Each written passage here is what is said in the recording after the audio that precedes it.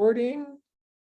Go to our slideshow and welcome everyone. I am Brian Bolton, finance professor at UL Lafayette. I am also the content expert for the UL system. As the content expert, I am responsible for preparing tools, resources, and programming related to a specific topic. My content area is financial literacy.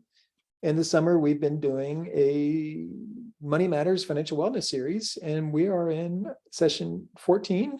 It's 14 out of 15 tonight. And tonight's topic is Investing 101. Hopefully, we'll have some specific and general guidance for you. Please, please, please feel free to reach out to me afterwards to really get into your specific situation, to specific investment strategies, options, tools, anything you don't understand today, anything you want to take from Investing 101 to grad level investing or whatever your interests are, please reach out to me, Brian.Bolton at Louisiana, and we can set up a one-on-one. We can do Zoom if you're in the Lafayette area or maybe even Baton Rouge area. We can meet in person. I'm in Lafayette. I can get to Baton Rouge pretty easily. Anyway, so that's me. Feel free to reach out. Before we even get to the kind of the overhead, let's talk about why we're doing this tonight and start with an open quiz question. And so imagine that you have $100 a month that you can do something with, you can invest. Let's say you start when you're age 25. And if you're older than 25, don't stress. This example, this quiz is not meant to stress you out. It's meant to kind of show you what your opportunities are.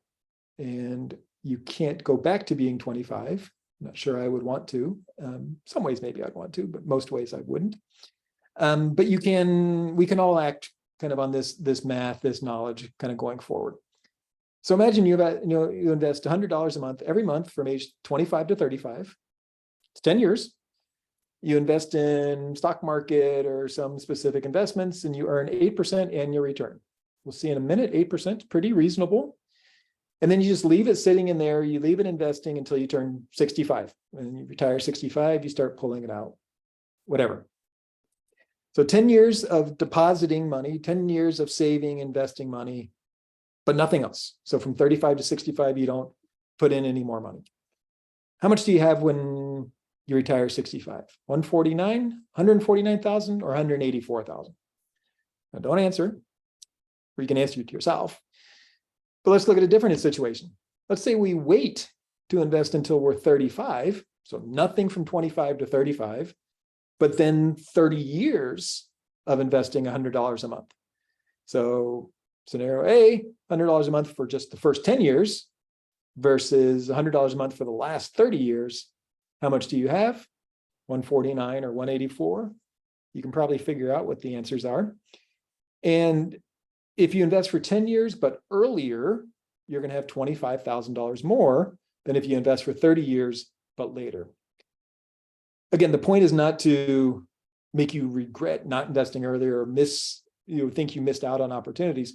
149,000 is still pretty good money if you're 35 and you can do this. Or if you're 45 and you can do this, you're still going to be significant money.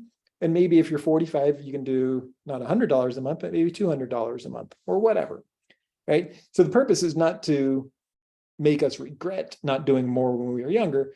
The point is to show the magic of money, the magic of time, the magic of compounding. And the moral today is time is your friend. The more you can do earlier, the better off you're going to be in the long term. Again, we'll talk about maybe some things you can do if you don't have this much time. But the magic of compounding and compound interest, compound growth, where we get interest on interest, growth on growth, that's why investing earlier, the first 10 years, is better than investing later, the last 30 years. So here we are. We are in session 14 of 15. We're doing this to talk about that math, to talk about that purpose of investing, both philosophically, but also we're going to get practically. How do you do it? And what should you do? I'm not going to tell you exactly what you should do, but I'm going to give you some strategies, some options to think about. This is Investing 101. Tomorrow, we finish up this 15 session series with navigating the impacts of inflation and turbulent economies. And I think that'll be a pretty fun conversation too. Well, I don't know if it'll be fun. It shouldn't be painful, but hopefully it's a good conversation. We're in a much better economy than we were 3 months ago or 6 months ago. You may not feel like it is, and so we'll talk about that too. But I think the next 6 months will probably be better for most of us than the last 6 months, or certainly the last year. That's tomorrow. Today's investing. What we're really trying to get through all this is some sense of happiness.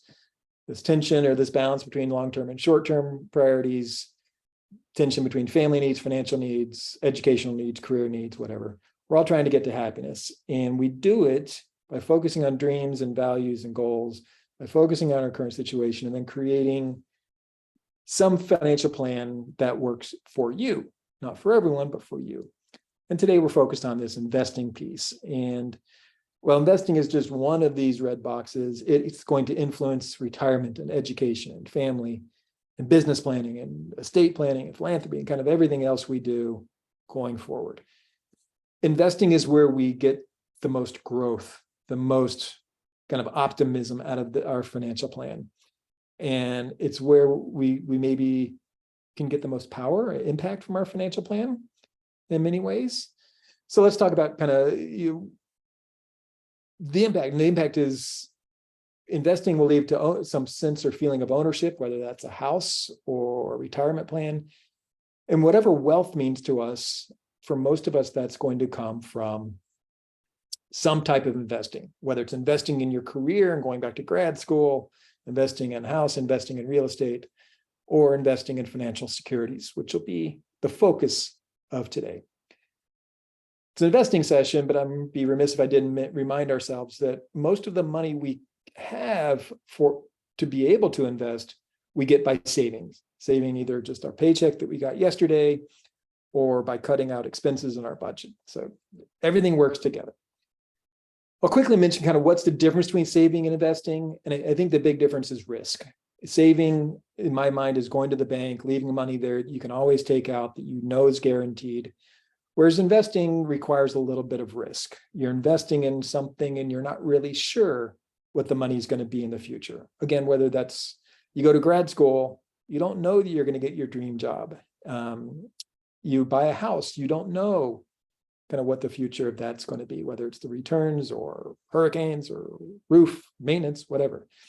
So there's some uncertainty with investing, where savings is a lot more safe, I think, as far as the returns, safe and predictable, which may be good for you, may not. And it may not be good for you because personal finance is personal. It's different for all of us. It's about you. It's not about anyone else. You have to make it about you. And investing is the same.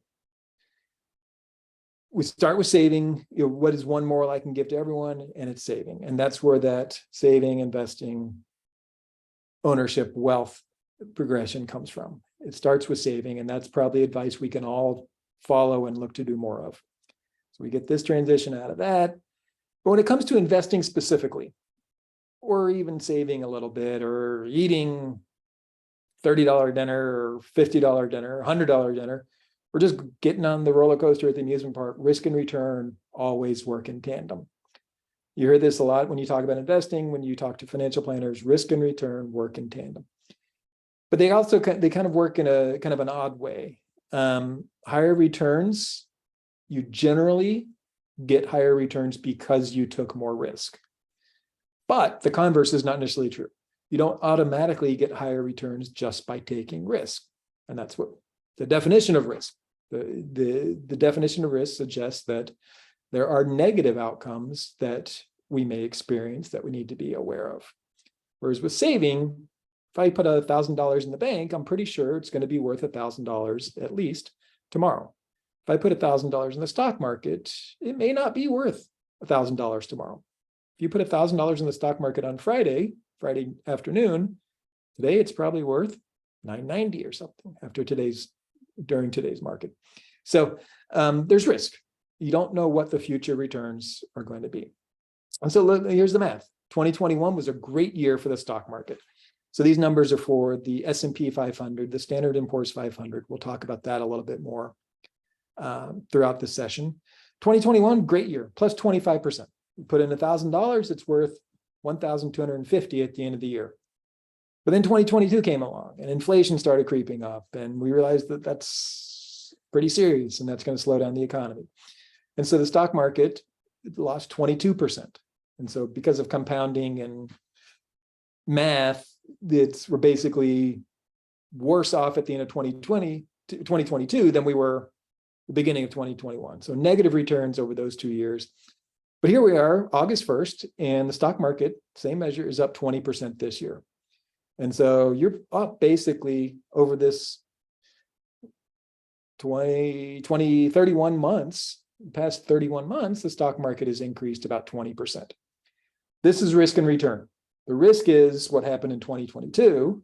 21 and 23, those aren't guaranteed. I can't promise you you're going to get those returns. But over the past 100 years, this is the action that we've seen. This is the distribution that we've seen. We've seen a much broader distribution. This measure, the average return over the last 100 years is 12.1% annually. But you get a lot of distributions that look like this or like this. This is the last 31 months. You can see 2021 was great. Then we had about 15 months of not mediocrity, but lousy, as we lost to 22%. And then here we are this year, we realize inflation may be cooling. 2022, we were scared that inflation was going to destroy the economy. And so investors got scared. In 2023, inflation's cooling. The sky is not falling. There's light at the end of the tunnel. Room for optimism now. So again, this is a stock market that there's about 6,000 stocks you could invest in, individual companies. What I'm showing here is the Standard & Poor's 500, which is 500 of the largest US companies. So of those 6,000 companies in the US that you can invest in, this picture, these numbers represent 500 of the largest. And if I looked at the full distribution of 6,000, it would be similar to this. Might be a little bit more volatile because smaller companies are typically more volatile, more uncertain. Apple's not going to go bankrupt, whereas a tiny, semiconductor company that supplies to Apple might go bankrupt. And so we see, but this is the general picture that we see over the past 31 months. I like being up 20% over the last 31 months. Full disclosure, my retirement account is invested in this. My retirement account is fully invested in this, well, almost fully. And so these returns, this is what my retirement account statement looks like. 2021 was great. I'm picturing retirement. I'm picturing, traveling the world. 2022, I'm picturing working 5 more years. And now 2023, maybe I'm back to picturing traveling the world, or maybe working 2 or 3 extra years, not 5. So this is real. This is risk and return. I was doing a session last week, and a student, probably 50 years old, it was a kind of a grad student or a community event, said he was about to receive $50,000 from a family member.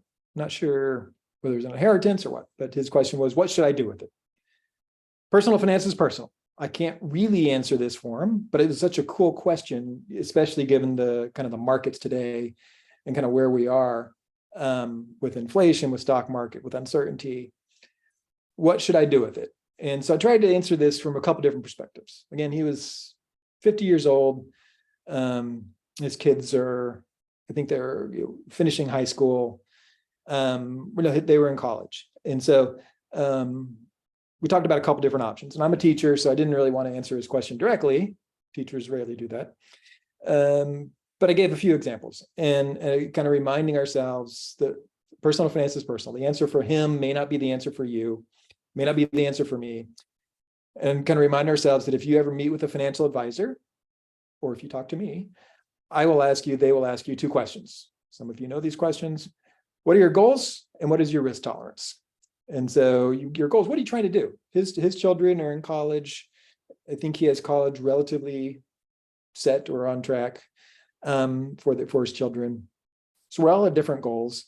If you're 25, you have different goals than if you're 45 or 55. And we all have different levels of risk tolerance. Risk tolerance probably decreases as we all get older, as we get closer to retirement. We're less willing to gamble with our money. But again, that's going to be different for everyone. There are some very risk averse, fearful investors who are 20, 25 years old. And there's some 60-year-olds who are still letting it ride. And that's because of their different risk tolerances. So we have to start with those. And your situation may help guide that. What we're talking about today, what I'm talking about is investing in financial markets and financial securities. So basically stocks. You can extend the conversation to bonds and other financial securities. I'm not talking about real estate. I'm not talking about cryptocurrency, classic cars, Beanie Babies, sneakers. I think Twitter, or the company formerly known as Twitter, X, I think they introduced a X coin today. So like the Twitter Elon version of Bitcoin. To me, that's not investing either. Right? So it could have phenomenal returns, and Bitcoin has had phenomenal returns over the past 5 years. But that's a different type of investing. I'm a finance professor. We kind of think of that as pure speculation, whereas investing in financial markets and financial securities is still very risky, or still can be risky, but it's more measured risk-taking and more measured speculation, in part because I can pull up charts and tables that go back 100 years, and I can go back 100 years with statistics. I don't have that data for NFTs, classic cars, Xcoin, Beanie Babies, whatever. There are people on this call old enough to remember the Beanie Baby craze, so I'm not. And if you don't remember Beanie Babies, look up Beanie Baby speculation or Beanie Baby investment. So that's what we're talking about. Financial markets, financial securities, stocks. So let's assume you're 25 years old. What would you do with $50,000? What would I do? And so this is me, Brian Bolton. This may or may not work for you, but something like this may work. First thing I do, I'm paying off bills and I'm paying off bad debt. What's bad debt? That's basically credit cards. So if I have any credit card debt, I'm paying that off first. I'm making sure I pay my bills, anything that's in arrears, anything that is delinquent, I'm taking care of that. I'm getting clean with that. I'm also going to put, let's say, $10,000 into cash and savings. Maybe it's 5,000, maybe it's 15. Depends on your priorities, depends on your family situation. But I'm putting some of it in cash and savings. 2 or 3 sessions ago, we talked about emergency funds. Emergency fund should have 3 to 6 months of non-discretionary expenses, so your essential expenses. And that 10,000 would either fully cover it or go a long way towards covering it, right? And what's unique about today, August 1st, 2023, one of the best investments or savings vehicles you could choose is a certificate of deposit. Certificate of deposit, or CD, the rates right now are outstanding. And by outstanding, I mean basically 5%, almost regardless of the maturity. So what is a CD? A CD is a savings account where you lock up the money. You commit to having the money saved for a specific period of time. So either in this case, 6 or 12 months. Maybe you do 5,000 in 6 months, a 6-month CD, 5,000 in a 12-month CD. In both cases, you're getting a virtually guaranteed 5%. And I say virtually guaranteed. Banks are not defaulting on these. Banks don't default on these. You're getting your $10,000 back, and you're getting a 5% return.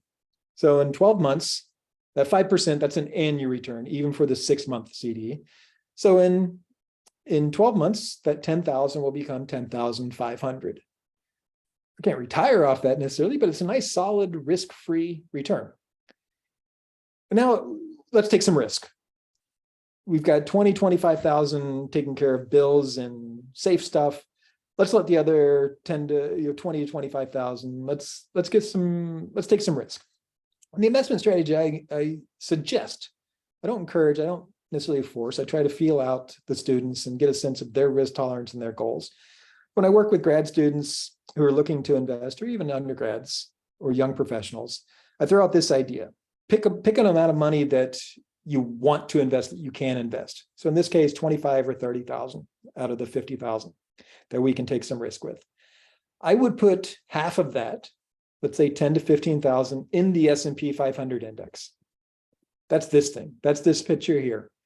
SPY is the ticker symbol. You talk to an advisor, you go on a website, you go to Robinhood or Fidelity, type in SPY, that's the ticker symbol for this basket of 500 stocks. Picture, the return is going to look just like this, lots of relative risk, but on average, a 12.1% return over the past 100 years. To me, that 12.1% is pretty good. So we've got some money earning a certain 5%. We've got some money that is taking some risks and hoping that we get this 12.1% on average. Again, last year we lost 22%. This year we're up 20. But on average, if I get 12.1%, I'm pretty happy with that. And then I'm going to take the rest, another 10 to 15,000, and I'm going to pick 5 to 10 companies that interest me. Maybe these are big companies we've all heard of and we all know about and we're familiar with. Maybe it's companies family members and friends work with. And if I'm new to investing, I'm just going to go for it. I'm not going to overanalyze. I'm not going to read hundreds of reports. I'm just going to go for it. And I'm going to commit to holding each investment for a year. Just watch to make sure there's no big shocks and wait patiently. And this advice may scare the heck out of some of you. I promise you, out of those, if you pick 10 companies, you might have 2 that are absolute losers, but you might have 2 or 3 that are absolute winners too. And most on average are going to kind of regress to some sort of mean.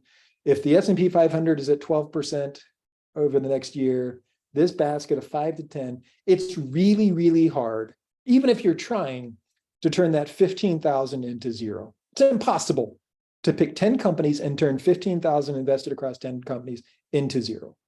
It's impossible. I guess statistically it could happen. It's extraordinarily difficult to be that unfortunate, unlucky.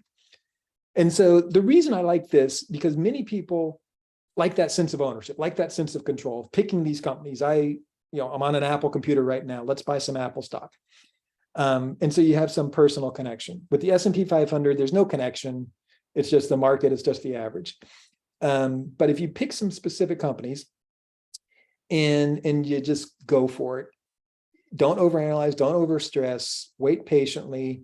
You've got your CD, your CD is guaranteed. The S&P 500 index, it could do just about anything, but it's not going to crash, or it's not going to, let me rephrase that. It's not going to go to zero. Crash is a relative term. Maybe in your mind, 22% is a crash, but it's not going to go to zero. And so if it does go to zero, we've got bigger societal problems. So that's if you're 25 years old. What if you're not 25 years old? What would I do? I'd do something very similar, but I would increase the cash and savings. I might increase what I'm putting in a CD.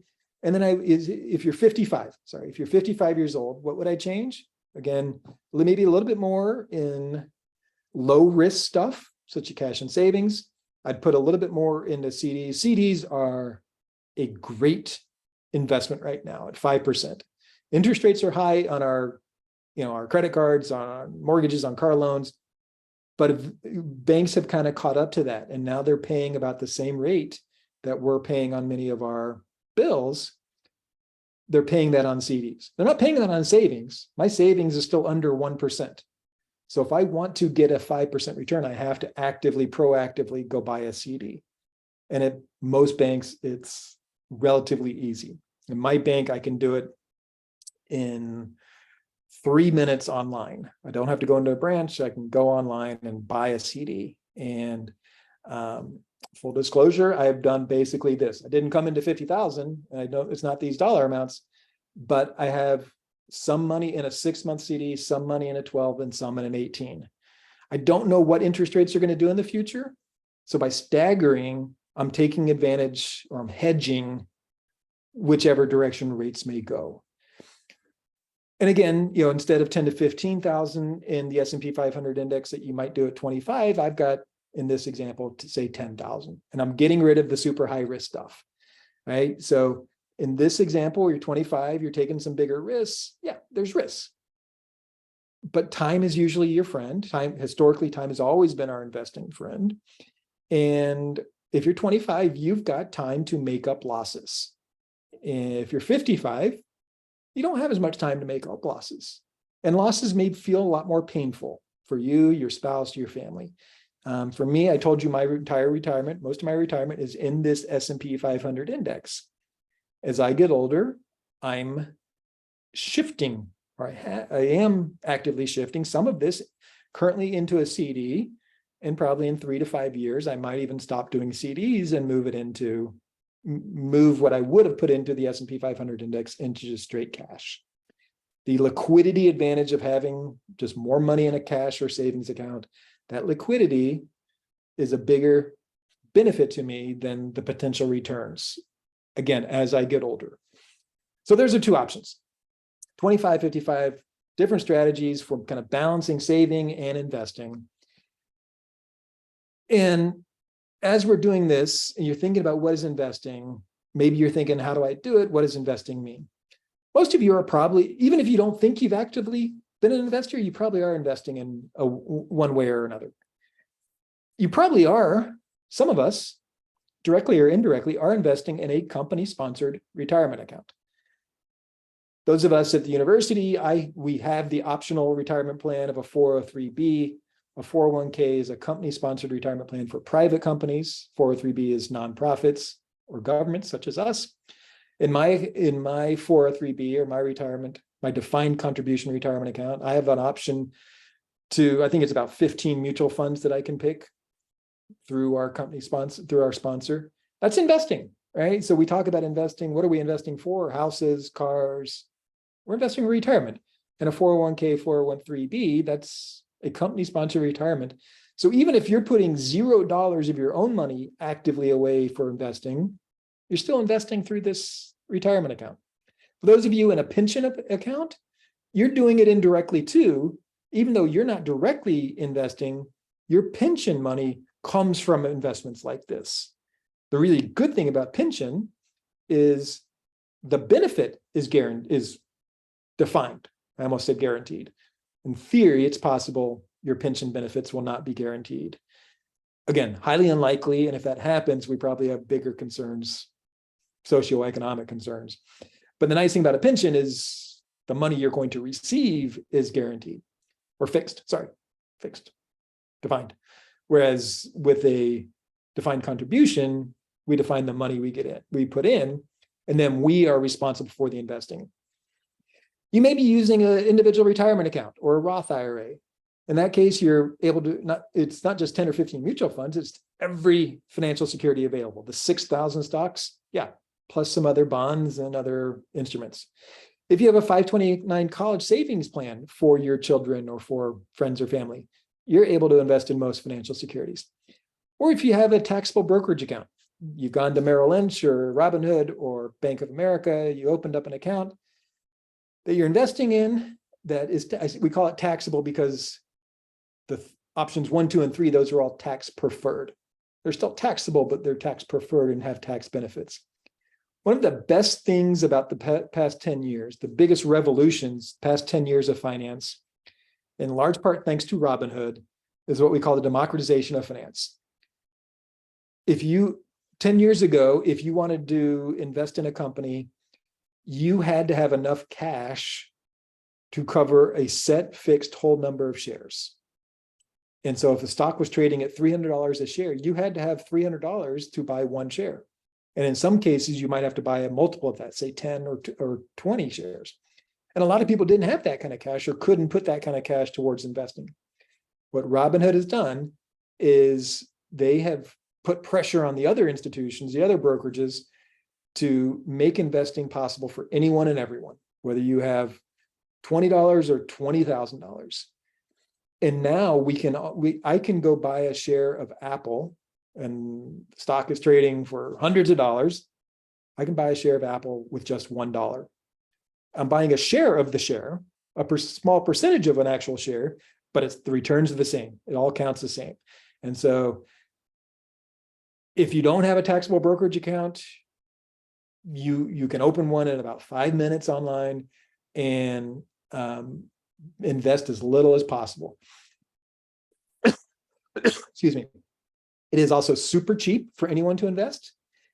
There are no transaction costs or very few transaction costs. Again, 10, 15 years ago, if I wanted to buy 10 shares of Apple, At best, it would cost me $10 to make that trade. In many cases, it might cost $100 to make that trade, depending on your brokerage. Today, it's free because Robinhood and other programs, platforms have put pressure on everyone else, and it has to be free. Maybe, and these companies are not going out of business, so maybe they're picking up the trading costs in some other way by charging operating expenses, but we don't see it the same way. They're still gonna make profits and still gonna succeed, but they put some pressure on where maybe those profits are smaller, and that benefits us. So you may be investing in a variety of different ways, and if you're not, here's your opportunity to start. If you're a grad student audience, I would be strongly pushing, pick a Roth IRA, open it, invest, and take advantage of the benefits. You're not a grad student audience, and so maybe a Roth is best for you, but maybe an IRA is best for you. The IRA stands for Individual Retirement Account. The key word is individual. We do this on our own. So whereas everything else we looked at here, or I guess not everything else, but option one, what we're most familiar with, is company sponsored. So the company sets it up, they manage it. You have to make a few decisions, but the platform is there. An IRA, you have to do it on your own. You do it through a broker, and so they kind of handle the account side of it, but you make all the decisions. The government, not wanting to fully deplete Social Security or not wanting to have a society where all of its citizens are bankrupt or destitute in retirement, has created some tax advantages, tax benefits. Both the IRA and Roth IRA have these special tax benefits. There's a difference between the two. With a traditional IRA, you get tax benefits today. You get a tax deduction today, and then you'll pay taxes in the future. So if you have income, say $6,500 of income that you put into a traditional IRA, you get a tax deduction today. That $6,500 is a reduction of your taxable income today, but then you'll pay taxes in the future. With a Roth, it's kind of the reverse. You pay taxes today. So you use after-tax money. Most of us got paid yesterday. We have an after-tax paycheck. It went into our checking or savings account. You take that money, you invest it. You don't get a tax benefit today, but you'll never ever pay taxes on that investment again. Never. So when you're in retirement and you take money out, it's tax-free. In retirement, you have $30,000 in your Roth IRA. You know that $30,000 is going to become $30,000 of cash. Whereas in most other accounts, including a traditional IRA, if my statement says I have $30,000 in my traditional IRA, that is before tax. And so after tax, I still have to do the paperwork, and maybe after tax, I end up with $22,000, something like that. So the really cool thing about these two types of IRAs is you can choose one that gives you the ability to choose effectively when you pay ordinary income taxes. I want to be careful with this wording. The type of IRA that you have dictates when you pay ordinary income. You can't have a Roth and then choose to pay taxes today or pay taxes in the future. No, if you have a Roth, you're paying taxes today. If you have an IRA, you're paying taxes in the future. But that flexibility of being able to choose allows us to control. And the cool thing about both of these, each of these, is you never pay capital gains. You invest $1,000, it becomes $5,000. In my taxable brokerage account, that gain, that $4,000 gain, is taxable. I pay capital gains taxes on that $4,000 gain, not an IRA. Never pay capital gains on these. Same is true with the 529 college savings account. So with this in mind, a Roth IRA is really good or preferable for grad students who have relatively low income today. Relatively low income today means a low tax rate today. So you should be okay paying taxes today versus paying taxes in the future when your tax rate is probably going to be higher. With a Roth, you won't pay taxes in the future when your rate is higher. That's the cool thing. With a traditional, if your peak earning years right now, then a traditional IRA maybe is better because your tax rates may be as high as it's ever going to be. And then when you're 60 years old in retirement and you're withdrawing, your income is maybe a little lower, your tax rate's lower, so you pay taxes at a lower rate. The rules, or conceptually, we can put in $6,500 to either account today and do some more math. Again, the purpose is not to shame you or give regrets, just to show you what the possibilities are. If you invest 6,500 from age 25 to 60, 35 years, you'll have 1.4 million in your account at age 60, assuming a 9% annual return. If you wait 10 years, but still do the same, so you have 25 years instead of 35, you lose about 70% of that money, right? And that's just a 10-year, and that's the magic of compounding. These numbers are not wrong, just the magic of compounding, that earlier is always better. Time is your friend. Again, if we miss that opportunity, 550 is still pretty good, right? And so you can still take advantage of this. And so as we think about why an IRA, tax benefits certainly, but the benefits of compound growth. What are the rules? IRAs are retirement accounts. You're allowed to contribute $6,500 per year. As I just said, the key decision is what you think your tax rate will be either today or in the future. The bad news is the money's locked up, kind of. So if you have $20,000 in an IRA, you might not be able to use that to buy a new car. You can't use it to buy a new car.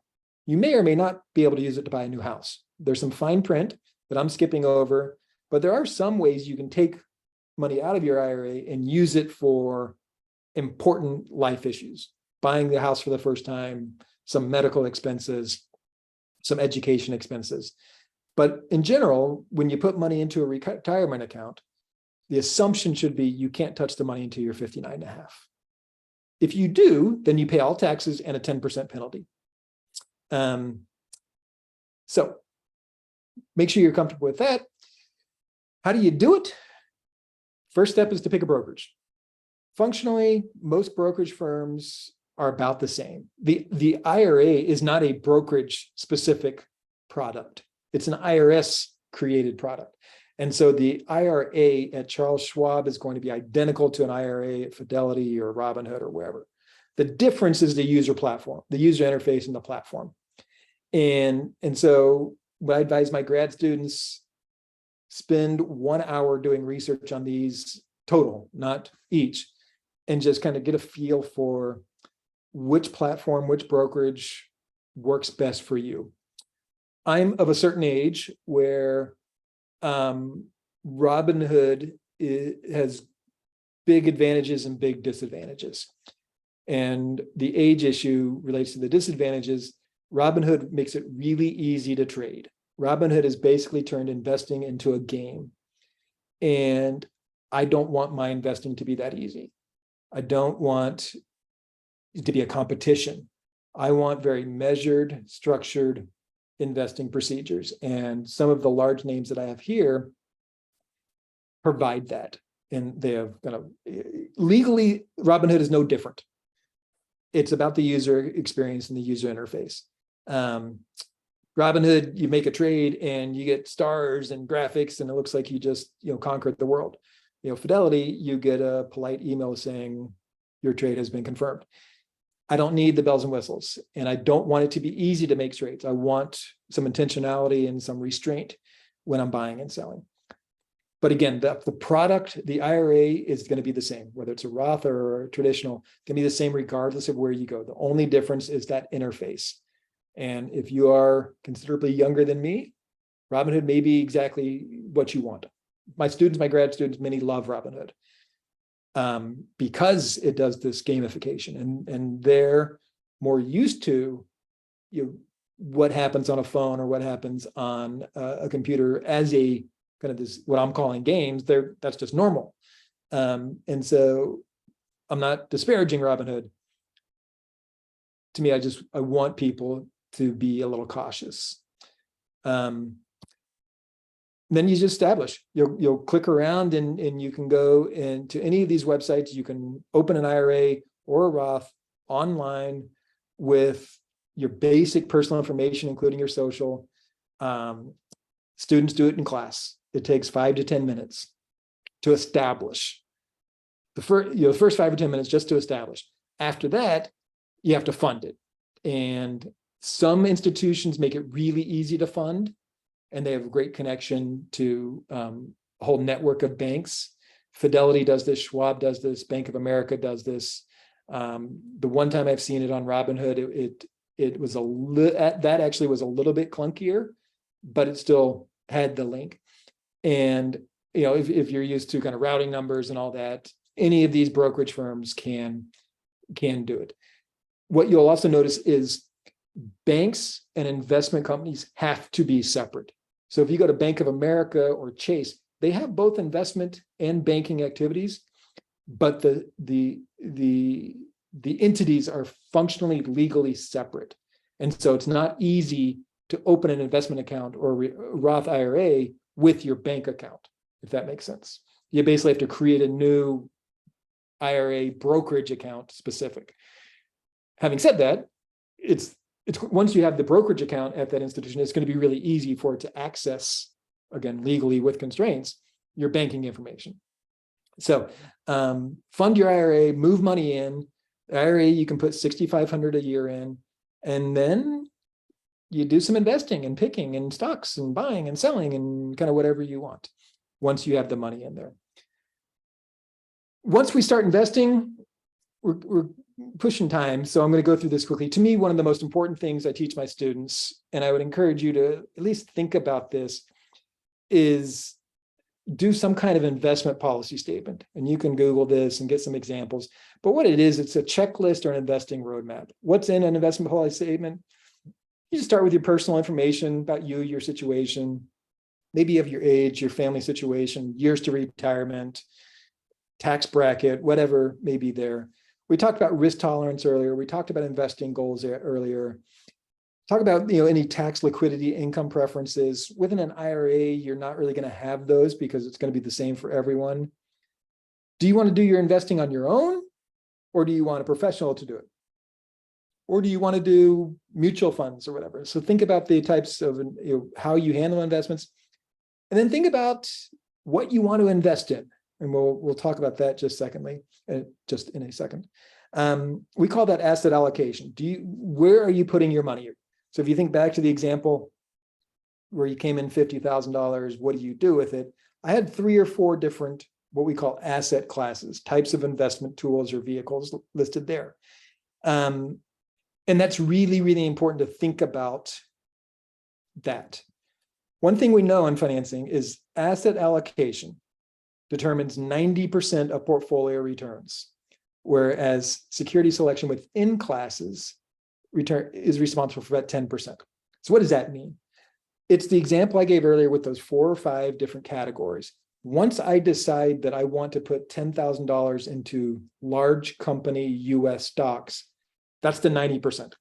Large company US stocks, on average, are going to return more than CDs. On average, they're going to return more than bonds.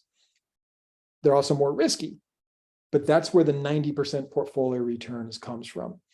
Once I decide that I'm doing large US company stocks, it doesn't really matter whether I choose Google and Apple or Disney and Coca-Cola. Once I'm in that asset class over the long term, from year to year, there's going to be huge, like everything I'm saying can be totally wrong. But over an extended period of time of at least 5 years or more, 90% of your returns come from the asset classes that you choose. We think about asset classes, here's some options. So going down the left-hand column, stocks, large companies with a liable income or large companies with less income. That's basically what I've been talking about kind of throughout. S&P 500 would fit in these top 2 categories. If you move outside those 500 large companies, you can get a little bit higher risk. Smaller companies with great growth potential. So 5 years ago, Tesla was a smaller company with potential for growth, and today it's a large company. And it succeeded one way or another. We can move into bonds, corporate bonds, government bonds. These are going to have kind of fixed returns, kind of like a CD, but with more risk, but maybe a higher return too. Mutual funds. Mutual funds are nice because it's a basket that's kind of predetermined or picked for you. You can do mutual funds with stocks or with bonds. And you don't have to stress over kind of what securities, what things to pick. A lot of people do stress over, should I buy Coca-Cola, Home Depot, or Apple? Well, when you do a mutual fund, you're paying a professional manager to make those decisions for you. And that can bring some security. The one caveat I'll remind you of, those professional money managers can't predict the future. So frequently, they're no better than you would do kind of on your own. And so, yes, it gives peace of mind and comfort to hire someone and have someone manage it for you. But there's risk that comes, there's no guarantees that comes with that, even if there's more peace of mind. So those are the asset classes. That's where returns come from. So how do you do it? Again, here's the, we'll finish with this. These kind of three strategies I introduced earlier with the $50,000. Start with a small amount of money or whatever you're comfortable with, and just go for it. Pick a few investments, pick 5, 10, 15 companies that interest you. Track them regularly. Be prepared to buy or sell more if you feel comfortable doing that. If you pick a company and it's keeping you up at night because it's losing money and it's scaring you, sell it. I like to try to, anytime I make an investment for myself or work through this with students, try to follow the advice of hold it for a year, let the ups and downs kind of smooth out. But again, if it's keeping you up at night after month one, the next 11 months could be kind of rough. So go ahead and maybe sell it and move on and find some more peace of mind. So start with that small amount of money and just go for it. Once we do, maybe this should have been point one. But as we're investing, maybe put half of that into an index fund or a specific mutual fund, as we talked about earlier, and then put another half in the individual stocks. That's the strategy that I introduced earlier. And one thing I really like about this, especially for my grad students and especially for new investors, is it helps you figure out what you care about. If you're stressing over those individual stocks, that's not good. And so then move into a mutual fund or an index fund that has a predetermined basket that's less stressful for you.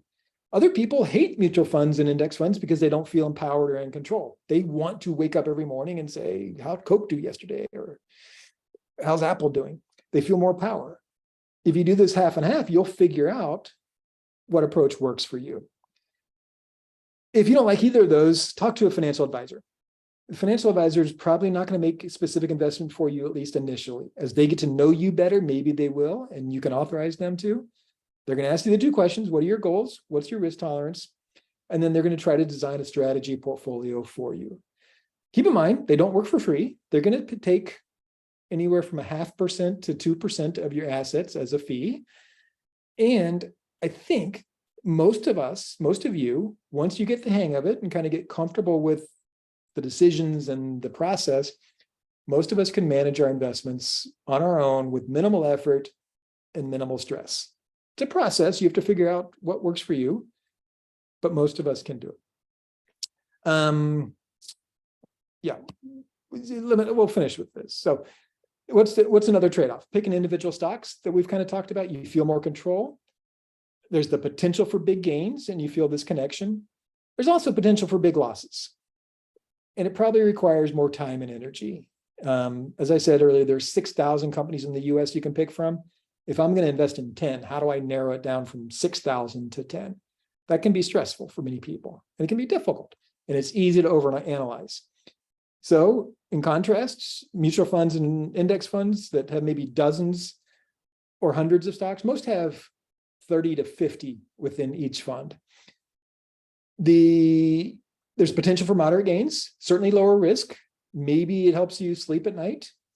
You can narrow the selection down pretty easily, much quicker from the 6,000 to a real specific type of index fund or mutual fund. My baseball or softball analogy is with index and mutual funds, you're not going to hit many home runs, but you're going to hit lots of singles and doubles. And if that's okay with you, if you're okay with that, then that's probably going to cause you less stress and better sleep. It is susceptible to big market downturns, but only at the macro level. It's not going to zero. And so for me, as I said earlier, my entire retirement account is locked up into an index fund, S&P 500. I want that long-term appreciation. I don't want the stress. I'm okay if I get singles and doubles for the rest of my life. I don't need the home runs because sometimes the home runs comes with a strikeout or two. So throwing in some names, we've talked about some of these, there's some others.